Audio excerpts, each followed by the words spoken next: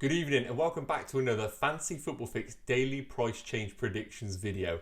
My name is FPL Nacho and this is the series where we discuss the potential FPL price changes to help you build that essential team value.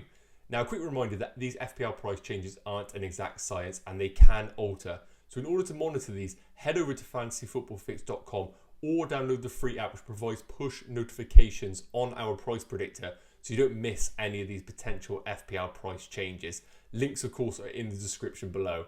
So without further ado, let's take a look at tonight's potential FPL price changes.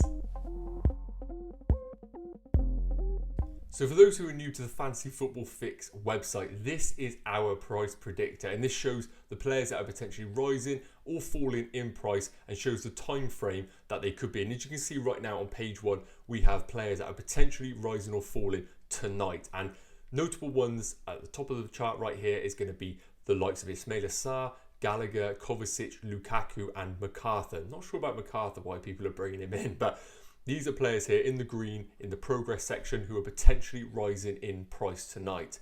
And below this we have some potential FPL fallers in the red, the likes of Alexander-Arnold, Howes, Butland, plenty of players that go on to page 2 as well. But for this particular video, I've decided to create a watch list which basically is just highlighting some of the key players that are potentially rising or falling in price tonight.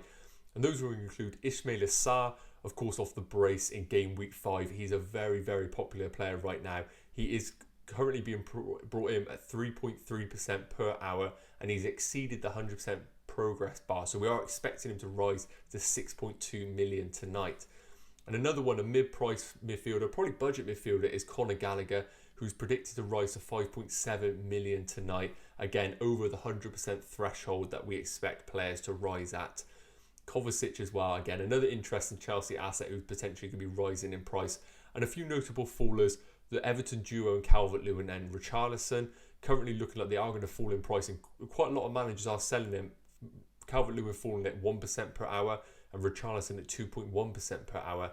And John Stones, of course, with a potential injury, he is currently looking like he might fall to 5.2 million. But I want to cover a few of these players in a bit more detail, and Sarr in particular I think is worth having a bit of a deep dive into. Now, a brilliant part of the Fantasy Football Fix website is the Fix Comparison Matrix, where we get to compare players from all positions against one another and go into a bit of detail about that underlying stats, not just the kind of front end stats like goals and assists.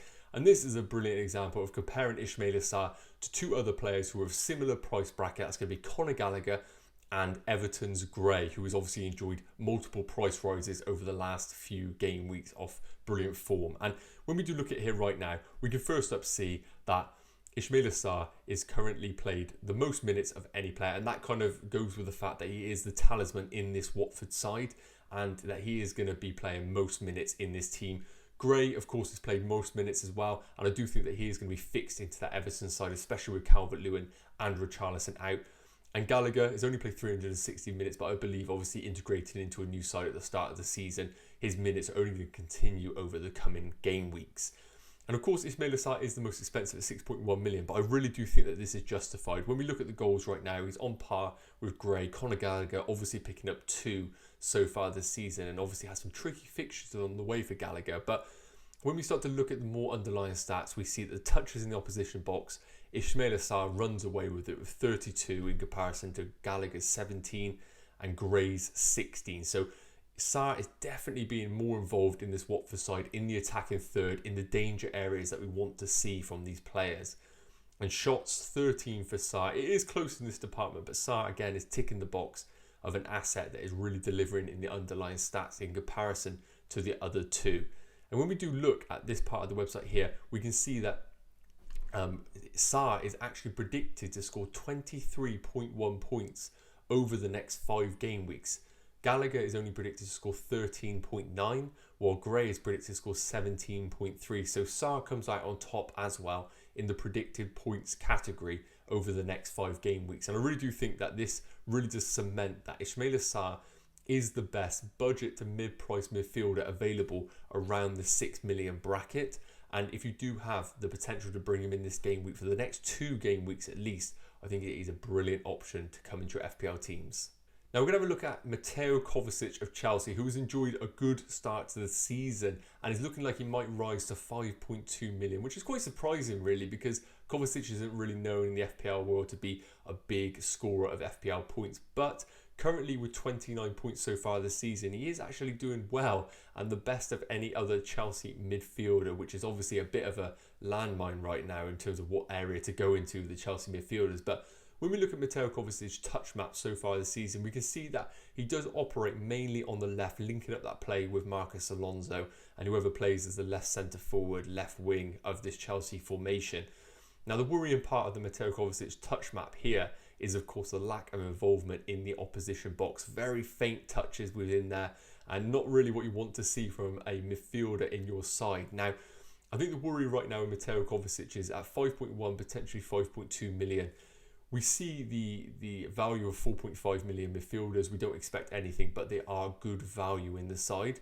But when we looked at Ismaila Sarr's stats, you could see that his touch map, his shots, his shot volume was so much more. And at 1 million more, it does beg the differ that you either should go down to a 4.5 million and save the cash, or try and find the extra funds to go up into the likes of Ismaila Sarr. But when we do look at Kovacic's stats here, you can see he's had 8 shots so far, 5 attempted assists, and although he's only had 1 goal, he actually has an expected goals of 1.29, so he is showing that he has a bit more to offer in the final third. But with the rotation in this Chelsea side with Kovacic, Jorginho, Kante operating in the centre midfield positions, it is a bit of a wary transfer bringing in Kovacic longer term, as he could be a future rotation risk.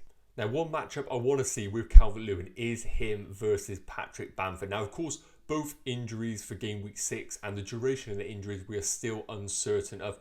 I think Calvert-Lewin is probably a little bit longer than Patrick Bamford, but those players are both going to be very similar prices by the time they return in FPL. And when we do look at the shot map for both, of course, we've had a look at Calvert-Lewin's, but we compare that to Patrick Bamford's, you can see that Calvert-Lewin does get into a little bit better positions in areas where you do expect him to return in comparison to Patrick Bamford's, where you can see the orange and red circles suggesting a lower XG on those shots that he is taking. And when we do scroll down a little bit, we can see that Patrick Bamford has had the more shots, but that is expected as he has played more minutes than Calvert-Lewin so far this season. But when we do take it down here, we can compare the two players. You can see that the expected goals is much more with Calvert-Lewin.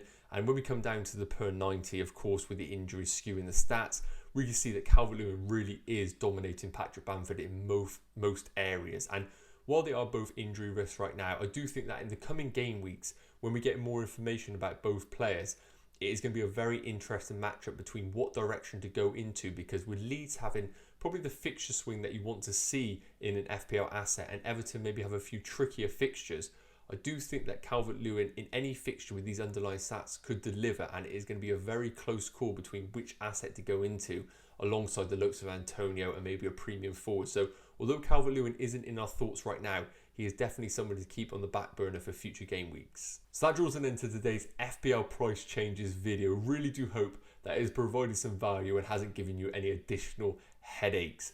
And as always, these FPL price changes aren't an exact science and they can alter. So be sure to head over to fantasyfootballfix.com or download the free app, which offers push notifications so you don't miss any of these upcoming price changes.